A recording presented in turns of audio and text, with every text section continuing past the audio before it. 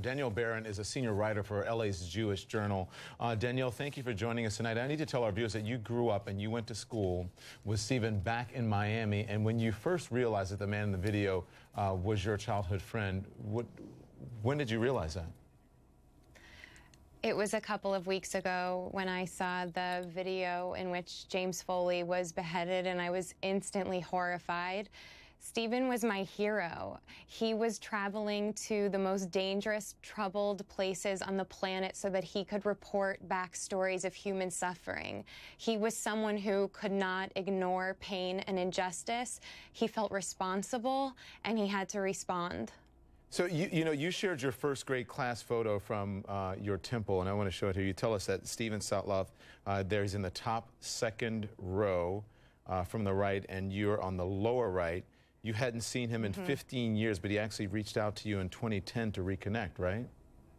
Yeah, he did. I think we had a kinship because he knew I was writing and he was writing, and we were both journalists, although I certainly would not put myself in the same category as him. But he did reach out to me, and he would send me lovely notes, and he would send me articles that he was writing and send them from wherever in the world he was. He would always let me know when he was going into the Middle East, and I know that was a passion of his. I mean, he really felt a responsibility to go there and tell stories of human degradation and pain. And Danielle, you know, we're playing only a small portion of the hideous video that was released, in part to show Stephen's stoicism at the hands of this barbaric act. And I know that you say that it was a trademark of his personality to not cower from danger.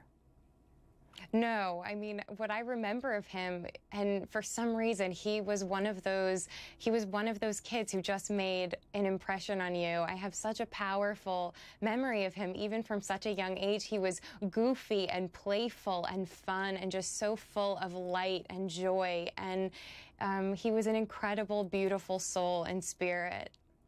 Have you spoken to the family tonight, and if so, or lately, how are they doing? Do you know? I have not spoken to the family. They have asked that people respect their privacy.